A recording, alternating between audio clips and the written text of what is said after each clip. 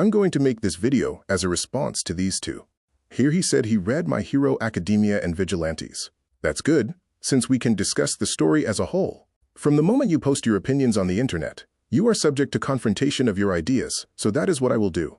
He said, going as deep as we can. You realize you didn't answer any of my points raised, right?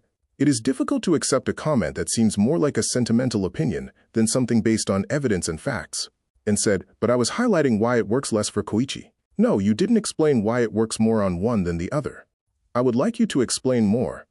He said Koichi is not getting informed of this backstory. Aizawa's story? You understand that this story is practically an annex, because Horikoshi didn't include the story of one of the most popular characters in the original manga, right? Now consider that you've never seen My Hero Academia. There is a character in Vigilantes called Aizawa, who has had several moments in the story and started to make friends with some people, including Koichi. Now we are seeing a flashback of him, a little of his story. Interestingly, we also didn't see Deku being informed or interacting with Aizawa's backstory. He said, it provides nothing, but it is quite common in anime and media in general for the protagonist not to get involved with all the characters or all the stories. Are you going to say the same about the other manga? He said, Rogue Arc Class Fight. Deku Vigilante Arc is simply one of Deku's greatest moments of cringe. He became a vigilante just because he was without his friends and covered in rags, when in reality, he was still a hero who followed the law of Japan. I'm not even going to say that it was a moment that didn't last at all and led nowhere. It's funny that emotion for many My Hero Academia fans is simply the characters crying, which Deku does a lot.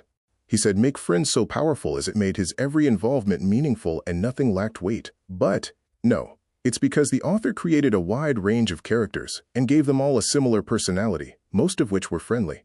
What I felt reading My Hero is that they are there, and they are friends, because the author said so. Nothing lacked weight. Do you see?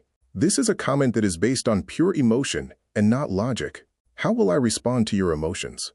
He said, from every test, rule break, and people adapting to who he is. At least give me examples of this happening in the manga so I can understand. He said, feels like a Tuesday. Explain to me how it looks like Tuesday. So now answering this other guy. Here he says that my statement about the characters in My Hero Academia being friendly is false. But you're literally talking about 1% of the manga, which doesn't represent the whole thing. You mentioned 5 characters, and some points about them are really questionable. And even if it were 5, what percentage of My Hero Academia do you think that represents? Should Aizawa, Endeavor, and even Bakugo really be examples of something like that? My comment refers to the work as a whole. The large cast of characters basically stays within the chapters interacting with each other in a friendly way. The basic scheme of these first chapters of My Hero Academia is the large cast interacting intensely, which sometimes makes it seem like a slice of life, something you criticize so much in Vigilantes. Plus, fighting tournament scenes and arcs. Instantaneous is something that happens quickly, and that's what happened with most of Deku's friends. When I say they're friendly, I don't mean they're literally cuddly teddy bears, but that within the overall context, it's a friendly interaction. My point is that in reality, it's not always like that. People will mostly ignore you. All this sympathy for Deku is due to the simple fact that he's the protagonist. It's a plot device, and the author makes the characters follow that idea. With Koichi, things are better because it seems more real. People approach him gradually, they're skeptical, but in the end, many characters are inspired by his good deeds. He changed people, even if the characters don't need to verbalize it. One of the most cringe-worthy things in anime is the Tokno Jutsu technique. Iwao Oguro becoming KD, Popstep deciding to help people, Soga and his gang ceasing to be delinquents, Captain Celebrity, the entire neighborhood. These are people who gradually changed thanks to Koichi's attitude. Here he says that there is no emotional weight in the dynamics of the characters. But what do you mean by emotional weight? Tell me, what were the emotional weights in the character dynamics in the first 45 chapters of My Hero Academia? Because if by weight you mean fight scenes, then My Hero Academia certainly has more. But that's the manga's premise. Or do you think that just because a manga doesn't have many fights, it's good or bad? That doesn't make sense. I could cite several examples of better manga with far fewer fights. The reason Koichi isn't a professional, the whole dynamic involving the instant villains and scenes like Teruo wanting to watch the pop concert. The relationship between the trio of protagonists. The plot involving KD and his daughter. All of these are moments that do have emotional weight, and I like them more than random scenes of teenagers fighting in organized school tournaments. Plots that, within the overall context of the manga, don't lead anywhere, since most of the characters that are introduced are poorly developed or barely reappear. He says he wanted to see more of the trio interacting.